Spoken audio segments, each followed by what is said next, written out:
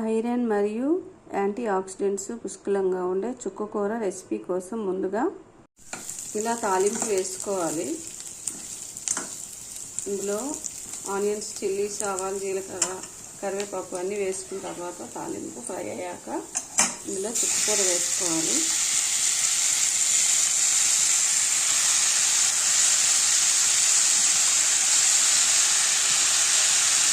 దీనిలో కొంచెం సాల్ట్ వేసుకొని బాగా కలుపుకొని మూత పెట్టుకోవాలి.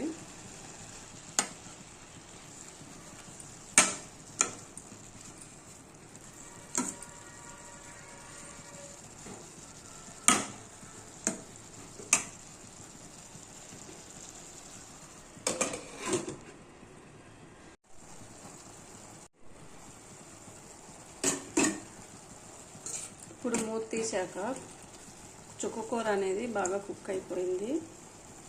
సో దీనిలో కొంచెం టమాటోస్ వేసుకోవాలి. వేసుకొని మళ్ళీ మూత పెట్టుకోవాలి. ఒక 15 మినిట్స్ వరకు కుక్ చేసుకోవాలి. 15 మినిట్స్ తర్వాత మూత తీసుకుంటే చుక్కకూర అనేది ఇలా కుక్ అయిపోయింది. సో దీనిలో కొంచెం పసుపు యాడ్ చేసుకోవాలి. అలాగే కొంచెం కారం యాడ్ చేసుకోవాలి.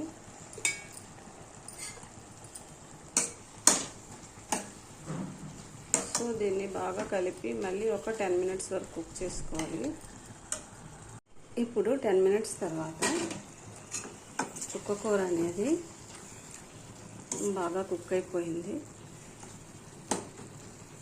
సో వేడి వేడి చుక్కకూర టమాటా కర్రీ రెడీ అయిపోయింది. సో దీన్ని అన్నంలోకి కలుపుకుంటే భలే పుల్ల పుల్లగా తీయగా ఉంటుంది. చాలా బాగుంటుంది. సో ఈ చుక్కకూరలో ఫైబర్స్ అత్యధికంగా ఉంటాయి. అందువల్ల జీర్ణక్రియ అనేది మెరుగుపడుతుంది. అలాగే గుండె ఆరోగ్యానికి మంచిది. ఫైబర్స్ ఎక్కువగా ఉంటాయి కాబట్టి చాలా మంచిది ఆరోగ్యానికి. అలాగే ఈ కర్రీని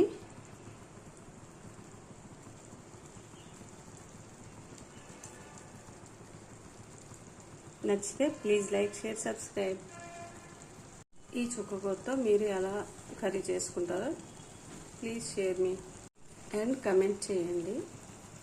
విటమిన్స్, ఫైబర్స్, పోషకాలు అత్యధికంగా ఉండే బెండకాయతో రెసిపీ కోసం ముందుగా స్టవ్ పైన ప్యాన్ పెట్టి ఆయిల్ వేసుకోవాలి. దీనిలో పోపు దినుసులు,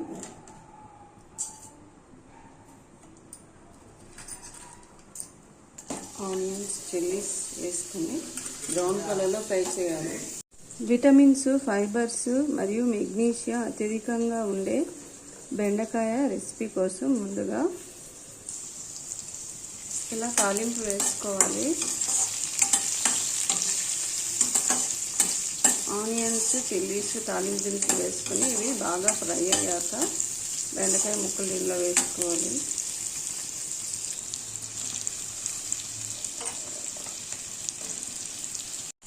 బెండకాయ ముక్కలు వేసాక బాగా కలుపుకొని ఒక 10 మినిట్స్ వరకు మూత పెట్టుకొని కుక్ చేసుకోవాలి.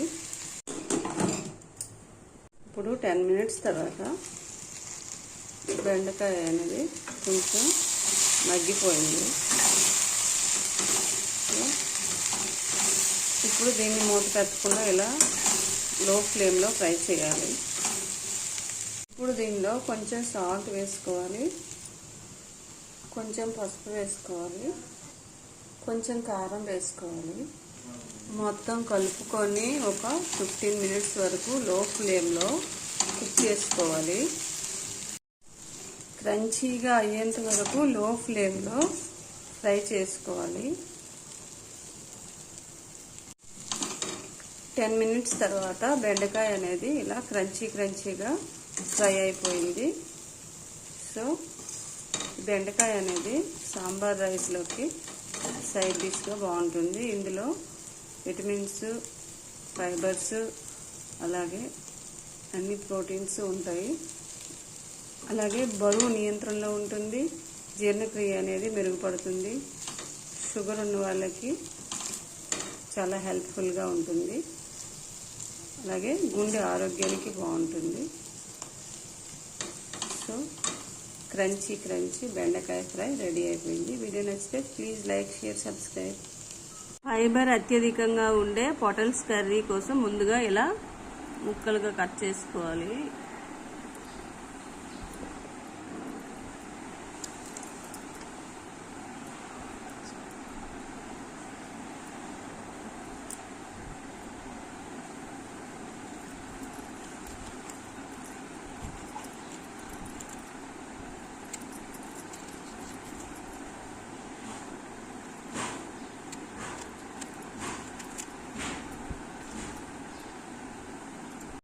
స్టవ్ పైన ప్యాన్ పెట్టుకుని ఆయిల్ వేసుకోవాలి. ఆయిల్ హీట్ అయ్యాక ఆయిల్లో ఒక 15 మినిట్స్ ఫ్రై చేసి పెట్టుకోవాలి.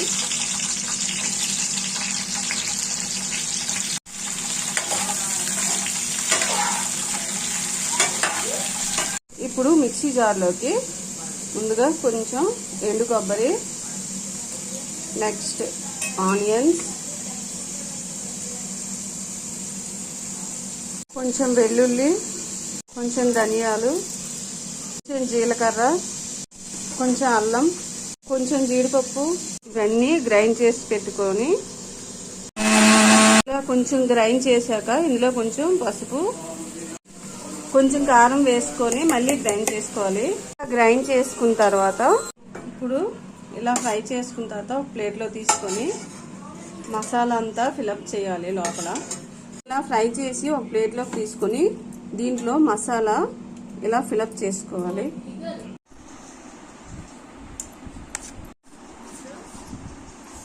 ఇప్పుడు ఇలా అన్నింట్లో ఫిల్ చేసుకోవాలి. ఇప్పుడు మళ్ళీ వీటిని ఆయిల్లో ఫ్రై చేసుకోవాలి. ఇలా మొత్తాన్ని కాసేపు కుక్ చేసుకోవాలి మూత పెట్టి. ఇప్పుడు మూత తీసుకుంటే 15 మినిట్స్ తర్వాత ఇలా బాగా ఫ్రై అయిపోయింది, కుక్ అయిపోయింది. ముక్క చూడండి మెత్తగా అయిపోయింది. సో ఇలా మెత్తగా అయ్యేంత వరకు కుక్ చేసుకుంటే పొటల్స్ స్టఫ్డ్ కర్రీ రెడీ. వేడి ఈ కర్రీని అన్నంలో తింటే చాలా టేస్టీగా ఉంటుంది. వీడియో నచ్చితే ప్లీజ్ లైక్, షేర్, సబ్స్క్రైబ్.